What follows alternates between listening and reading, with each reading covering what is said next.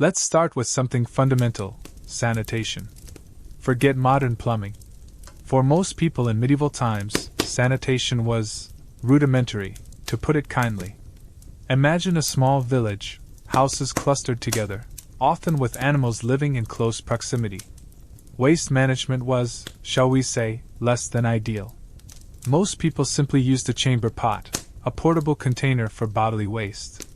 This pot would then be emptied, often directly into the street.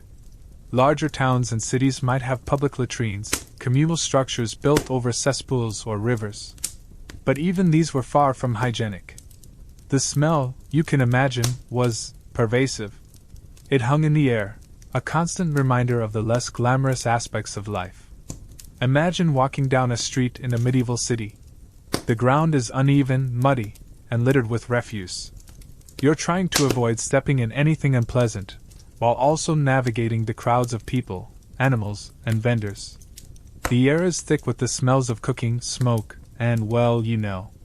It's a far cry from the clean, sanitized world we live in today. Let's delve a bit deeper into the toilet situation.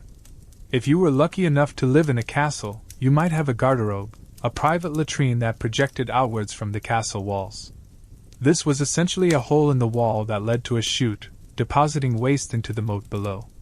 A handy defense mechanism, perhaps, but not exactly a pleasant amenity. And if you were below, well, welcome, dreamers, to a time long past, a time of knights and castles, but also a time of mud and mire, of smoky hearths and candlelit nights. We're going to wander through the medieval period, roughly from the 5th century to the 15th century, a vast expanse of time during which Europe and beyond underwent profound changes. Forget the romanticized versions you see in movies. We're diving into the real medieval world, the one where survival was a daily challenge and comfort was a rare luxury. Now let's step into a typical medieval village. Most of the population were peasants, farmers who worked the land owned by a lord. Their lives were dictated by the seasons.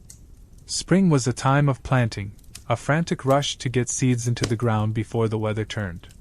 Summer was a time of tending the crops, weeding, and praying for rain. Autumn was the harvest, a period of intense labor to gather the fruits of their labor before the winter arrived. And winter was a time of hardship, cold, and scarcity. Imagine waking up before dawn in a small, one-room house. The air is cold and damp. You share the space with your family, and perhaps a few animals. There's no electricity, no running water. You get dressed in your simple clothes, made of rough-spun wool or linen. Breakfast is a meager portion of bread or porridge. Your day is spent working in the fields, tilling the soil, planting seeds, or harvesting crops. It's backbreaking labor, under the hot sun or in the cold rain. You work from dawn till dusk, with only short breaks for meals. Evenings are spent by the fire, mending clothes, telling stories, or simply trying to stay warm. Supper is another simple meal, perhaps a stew of vegetables and whatever meat you can afford. Then, it's off to sleep, on a straw mattress or a pile of blankets. And then you wake up to do it all again, the same thing every single day of your life. Let's talk about food. For the vast majority of people, the medieval diet was incredibly limited. Meat was a luxury, reserved for special occasions. Most people ate a lot of bread, porridge, and vegetables. The type of bread varied. Class. The wealthy ate white bread made from wheat flour, while the poor ate dark bread made from rye or barley. Vegetables were seasonal, and often limited to what could be grown locally. Common vegetables included cabbage, turnips, onions, and beans. Fruits were also seasonal, and often only available to the wealthy. Imagine eating the same thing, day after day, year after year. Bread, porridge, and vegetables. It might sound monotonous, but it was the reality for most people in medieval times. And let's not forget about the lack of refrigeration. Food spoilage was a constant problem. Meat had to be salted or smoked to preserve it, and vegetables had to be pickled or dried. The risk of food poisoning was always present. Now, let's move on to medicine. Medieval medicine was, well, let's just say it wasn't exactly scientific. Doctors relied on a combination of herbal remedies, superstition, and religious beliefs. Bloodletting was a common treatment for many ailments, based on the idea that illness was caused by an imbalance of humors in the body. Imagine going to a medieval doctor with a terrible headache. He might examine your urine, consult the stars, and then prescribe a bloodletting. He would make a small incision in your arm and drain some blood into a bowl. The idea was to remove the bad humors from your body. Whether it actually worked is another question entirely. And let's not forget about hygiene. Bathing was infrequent, especially in the winter. People believed that bathing opened the pores and made them vulnerable to illness. As a result, body odor was a common problem. Religion played a central role in medieval life. The church was not only a religious institution, but also a political and economic power. The church owned vast amounts of land, and its influence extended to every aspect of society. Imagine attending a medieval church service. It would be a long and solemn affair, conducted in Latin, a language that most people didn't understand.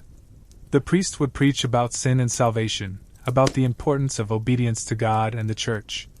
The church also provided education and social services. Monasteries were centers of learning, where monks copied manuscripts and preserved ancient knowledge. The church also provided aid to the poor and sick. Medieval society was highly structured, with a rigid social hierarchy. At the top were the nobles, the wealthy landowners who controlled the land and resources.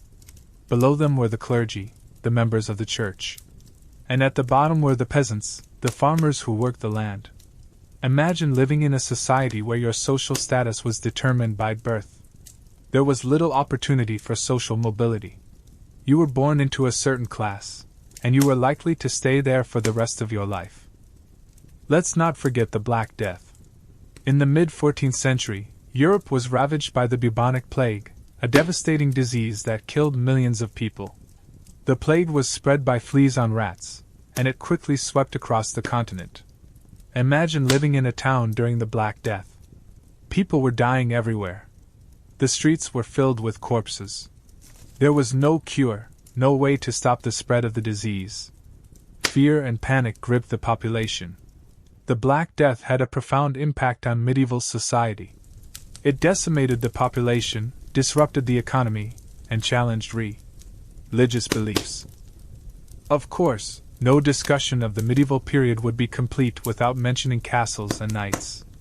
Castles were not just homes, but also fortresses, designed to withstand attack. They were symbols of power and authority. Imagine living in a medieval castle. It would be cold, drafty, and damp. But it would also be safe, protected by thick walls and armed guards. Knights were the elite warriors of the medieval period. They were skilled in combat, trained in chivalry, and sworn to protect the weak and defend the faith. The medieval period eventually came to an end, replaced by the Renaissance and the rise of modern Europe. The causes of this transition were complex and multifaceted, including economic changes, technological innovations, and new intellectual currents. Imagine living through the transition from the medieval period to the Renaissance. It would be a time of great upheaval and change, but also a time of great opportunity. As we drift off to sleep, let's just remember the comforts we have. The clean water, the warm beds, the plentiful food, the effective medicine. We are truly living in a golden age compared to the average person in the medieval period. Now, let's consider the sounds of the medieval world. Forget the roar of engines and the blare of sirens. The soundscape of medieval life was much quieter, but no less distinct. Imagine the sounds of a medieval village, the bleating of sheep, the clucking of chickens, the rhythmic clang of the blacksmith's hammer, the creaking of a water mill, the distant tolling of a church bell. These were the everyday sounds that filled the air, a constant reminder of the rhythms of rural life. In a medieval city, the sounds were different, but equally distinctive. The cries of street vendors hawking their wares, the rumble of carts on cobblestone streets, the chatter of crowds, the music of wandering minstrels, the shouts of soldiers, the chiming of clocks. These were the sounds of commerce, of industry, and of urban life. And then there were the sounds of nature, the rustling of leaves in the forest, the chirping of birds, the croaking of frogs, the rushing of water, the howl of the wind. These sounds were a constant presence, reminding people of the power and beauty of the natural world. Let's move on to the smells of the medieval world. We've already touched on the less pleasant aspects of sanitation, but there were other smells that filled the air, both good and bad. Imagine the smells of a medieval kitchen: the aroma of baking bread, the savory scent of roasting meat, the pungent odor of spices, the earthy smell of vegetables. These were the smells of sustenance, of nourishment, and of home.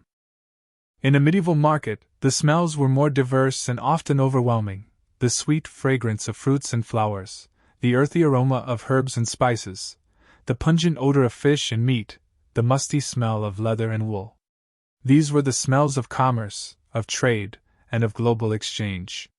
And then there were the smells of the countryside: the earthy scent of freshly plowed soil, the sweet fragrance of hay, the pungent odor of manure, the fresh smell of rain.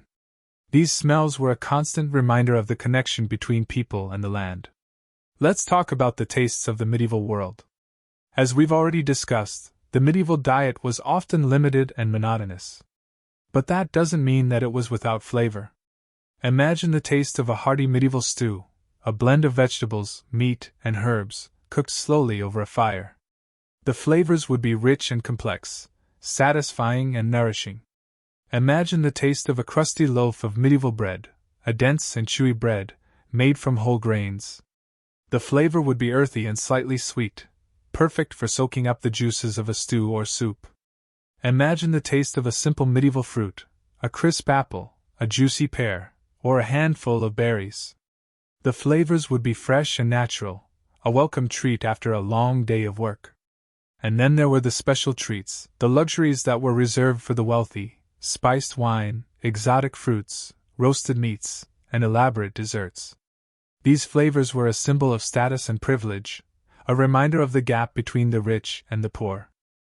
Now, let's delve into the realm of medieval laws and justice. In the absence of modern police forces and judicial systems, justice was often arbitrary and brutal. Imagine being accused of a crime in medieval times. You might be subjected to a trial by ordeal, a test designed to prove your innocence or guilt. This could involve holding a hot iron, walking across burning coals, or being thrown into a body of water. If you survived the ordeal, you were considered innocent. If you died, you were considered guilty. The punishments for crimes were often severe. Thieves might be hanged, murderers might be tortured, and heretics might be burned at the stake. The goal was to deter crime through fear and intimidation. The church also played a role in the legal system. Church courts had jurisdiction over religious matters, and they often clashed with secular courts. The church also offered sanctuary to criminals, providing them with temporary protection from the law. Let's explore the world of medieval crafts and trades. In the absence of modern factories and mass production, most goods were made by hand by skilled artisans. Imagine being a blacksmith in a medieval village. You would spend your days forging tools, weapons, and household items. Your workshop would be filled with the clang of hammers, the hiss of hot metal, and the smell of smoke and coal. Imagine being a carpenter in a medieval town. You would spend your days building houses, furniture, and wagons. Your workshop would be filled with the scent of wood, the whine of saws, and the tap of hammers. Imagine being a weaver in a medieval city. You would spend your days creating cloth, tapestries, and garments.